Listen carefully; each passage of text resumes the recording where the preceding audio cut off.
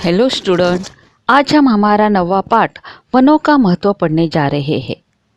बच्चों, यदि आपके घर के आसपास हरियाली नहीं होगी तो आपको कैसा लगेगा?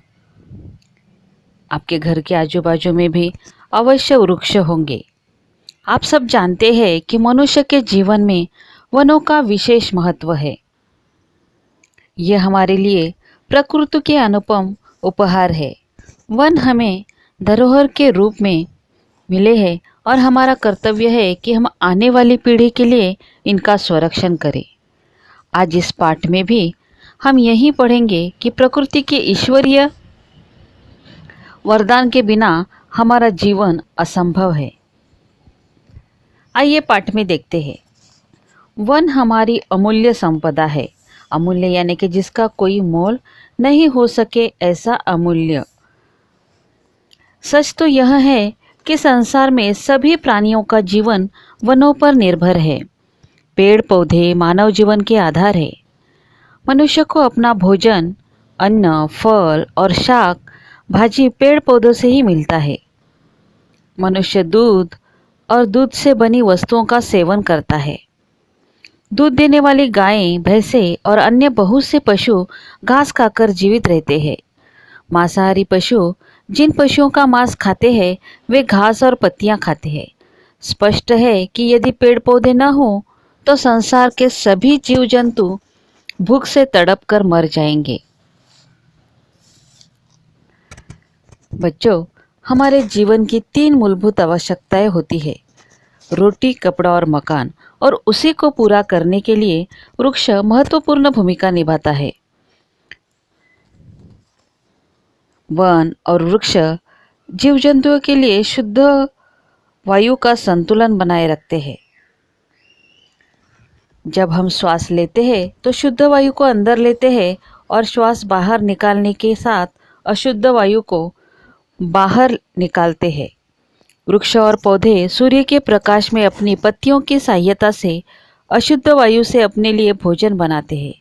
इस प्रक्रिया में वे शुद्ध वायु को बाहर निकालते हैं।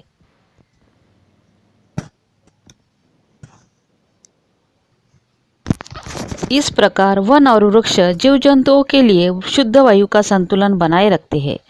यदि वन न हो तो सारा वायुमंडल दूषित हो जाएगा। वायुमंडल यानी कि हवा का वह घेरा जो पृथ्वी के चारों तरफ है। बच्चों, यदि पृथ्वी पर वन न हो तो हमें भोजन, जल, वस्त्र और घर कुछ भी प्राप्त नहीं होगा। मनुष्य का जीवन संकट में पड़ जाएगा। वनों के वृक्ष मनुष्य द्वारा श्वास के साथ बाहर निकाली शुद्ध वायु अर्थात कार्बन डाइऑक्साइड से अपने लिए भोजन बनाते हैं। इस प्रक्रिया में शुद्ध वायु अर्थात ऑक्सीजन को बाहर निकालते हैं। इस प्रकार वन और वृक्ष शुद्ध वायु का संतुलन बनाए रखते हैं। पाठ में आगे कहा है, वन वर्षा कराने में सहायक होते हैं। वर्षा से हमें पीने तथा सिंचाई करने के लिए जल उपलब्ध होता है। जल को जीवन कहा गया है और हम कहते भी हैं कि जल है तो कल है। कहने में आसान है, लेकिन उनके अनुसार चलना बड़ा ही मुश्किल होता है। यहाँ तक कि स्वयं पेड़ पौधे भी वर्षा के अभाव में जीवित नहीं रह पाते। हम जो वस्त्र पहनते हैं उसके लिए कच्चा माल, कपास, रेशम आदि उपलब्ध कराने में वृक्षों का बड़ा हाथ होता है। अगर बारिश ही नहीं होगी, वर्षा ही नहीं होगी तो पेड़ पौधे जीवित नहीं रह पाएंगे। अगर पेड़ पौधे जीवित नहीं रह पाएंगे तो हमें न तो शुद्ध हवा मिलेगी, न तो जीने के लिए घर, फर्नीचर के लिए लकड़ियाँ मिलेंगी, घर बांधने के लिए लकड़ियाँ मिलेंगी। फिर ये सारी समस्याओं का हल ये जो है वो वृक्ष लगाने से ही कम हो सकता है। अब वृक्षों से हमें क्या क्या मिलता है? हम जो वस्त्र पहनते हैं उसके लिए कच्चा माल, कपास यानी कि जिससे कपड़े तैयार होते हैं, रेशम आदि उपलब्ध कराने में वृक्षों का बड़ा हाथ है। इस प्रकार हम देखते हैं कि भूख मिटाने के लिए भोजन, पीने के लिए पानी, पहनने के लिए वस्त्र और श्वास लेने के लिए शुद्ध वायु पेड़ों से ही मिलती है। देखो बच्चों, ये पेड़ हमें न जाने क्या क्या देते हैं और हम बिना सोच विचार किए उन्हें काटते रहते हैं। इतना जानने के बाद भी हम पेड़ों की अंधाधुंध कटाई कर रहे हैं। इसका परिणाम प्रदूषण के रूप में हमें भुगतना पड़ रहा है। बच्चों, कल्पना कीजिए कि इस धरती पर वन न रहे तो इस संसार का क्या होगा? क्या पृथ्वी पर जीवन शेष रह पाएगा? वनों का इससे बढ़कर महत्व और क्या हो सकता है कि इसके बिना संसार का अस्तित्व ही खतरे में पड़ सकता है। वन रहेंगे तो हम रहेंगे, बिल्कुल सही बात है। यहाँ पे एक कहानी भी हमें बताई गई है। एक व्यापारी राजमार्ग से जा रहा था, साथ में उसके कुछ सेवक भी थे।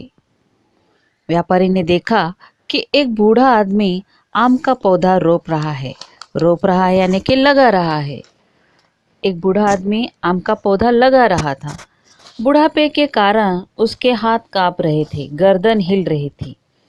व्यापारी वृद्ध के पास गया और उससे पूछा, बाबा, आप कब्र में लटकाए बैठे हैं, आज है कल का भरोसा नहीं। इस उम्र में यह पौधा लगा रहे, क्या इनके फल आप खा सकेंगे?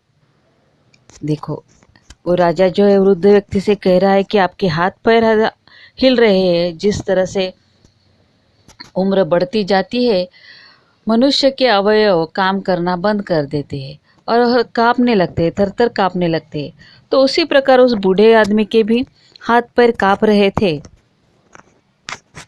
और उसी हालत में वह वृद्ध व्यक्ति आम का पौधा लगा रहा था। तो एक उसका जवाब इस बूढ़े आदमी ने मुस्कुराते हुए दिया, श्रीमान, जिन वृक्षों के फल मैंने खाए वे मेरे पूर्वजों ने लगाए हैं। जो वृक्ष मैं लगा रहा हूँ उसके फल मेरे बेटे पोते खाएंगे। यह आवश्यक नहीं है कि जो वृक्ष लगाए उसके फल भी खाए। पेड़ पौधे तो समाज की धरोहर है। धरोहर यानी कि अमानत है। बूढ़े आदमी का उत्तर सुनकर व्यापारी बहुत खुश हुआ। उसने वृद्ध को पुरस्कार दिया और निश्चय किया कि अपने शहर पहुंचकर वह स्वयं भी पौधे लगाएगा। अपने सेवकों को भी उसने पौधे लगाने के लिए कहा। वास्तव में पेड़ पौधे मानव जाति की धरोहर है। वृक्ष ही ऐसे है जो पूरे मानव जाति को देते ही रहते हैं। न तो वह वृक्ष अपना फल खुद खाते हैं, न तो अपना फूल खुद खाते हैं। वो लोगों को हमेशा देते हैं। इससे हमें ये सीखना भी चाहिए कि किसी को भी देना चाहिए, देते रहना चाहिए। बिना स्वार्थ के, निजी स्वार्थ के हमें दान करते रहना चाहिए। पेड़ के कारण हमें भरपूर वर्षा प्राप्त होती है। पेड़ की जड़ें मिट्टी को बांध कर रखती है, जिनसे भूमि कटाव भी नहीं होता। वह भूमि जल को अच्छे से अवशोषित कर लेती है। यही जल भूमिगत जल बनकर हमें मनुष्य में पानी के अभाव से बचाता है। पेड़ हमें छाया प्रदान कर गर्मी के प्रभाव से भी बचाता है। बच्चों, वृक्ष की जब करोगे रक्षा तभी बनेगा जीवन अच्छा, ऐसा हम कहते हैं और ये सही भी बात है। वास्तव में पेड़ पौधे मानव जाति की धरोहर है। आदिकाल से हर पीढ़ी अपनी आने वाली पीढ़ी के हरे भरे वन और फल देने वाले वृक्ष सौंपती है। प्रत्येक मनुष्य का यह कर्तव्य है कि वह आने वाली पीढ़ी के लिए यह धरोहर बचा कर रखे।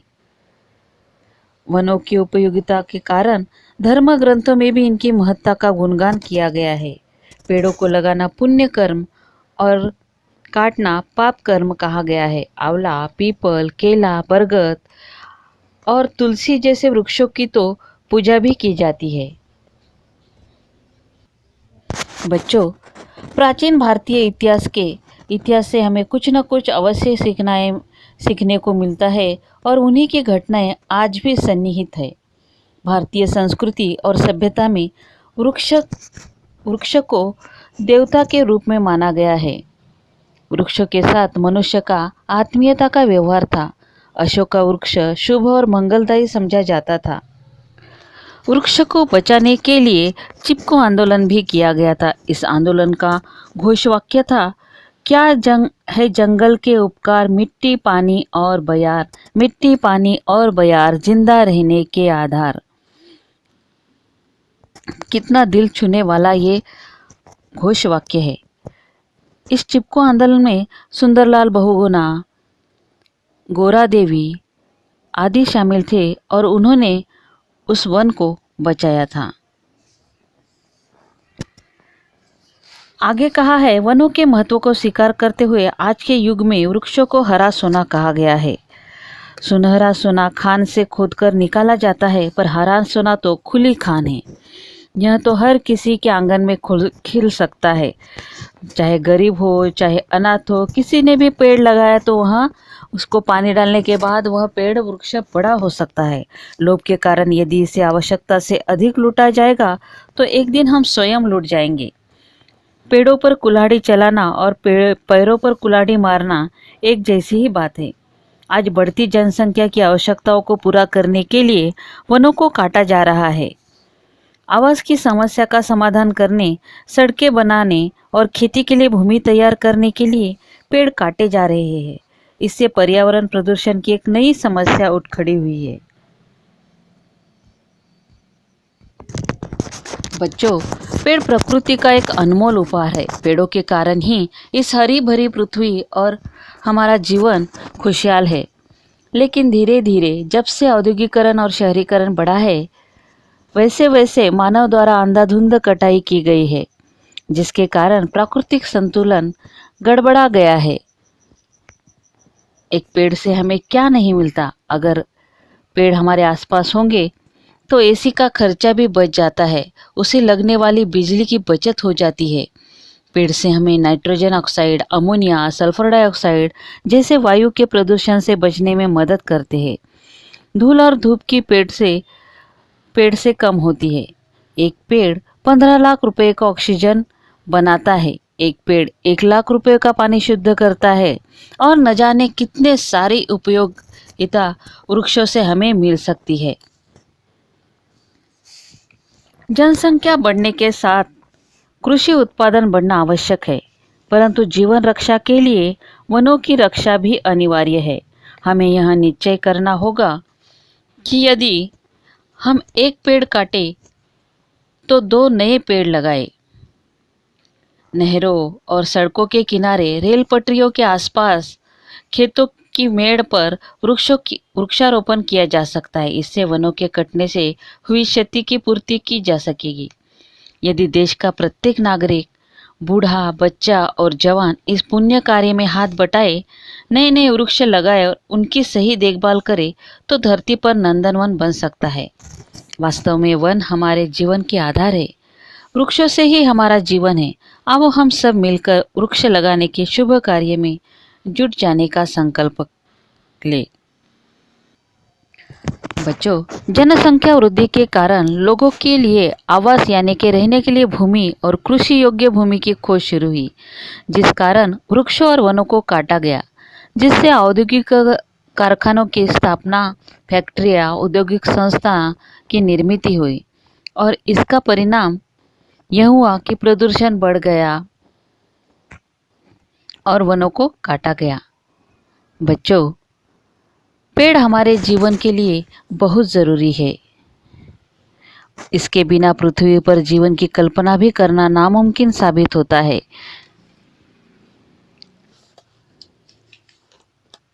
पेड़ जीवन भर हमें कुछ न कुछ देते ही रहते, फिर भी हम अपने निजी स्वार्थ के लिए पेड़ों को काट देते हैं। आज यह बहुत ही विडंबना का विषय है कि जो पेड़ हमें जीवन दे रहे हैं, हम उन्हीं को नष्ट करने पर तुले हुए हैं। लोगों को जागरूक करना होगा और अधिक से अधिक पेड़ लगाने होंगे, जिससे हमारा भविष्य सुरक्षित और स्वच्छ रहे। सांसें हो रही है कम, आओ पेड़ लगाए हम।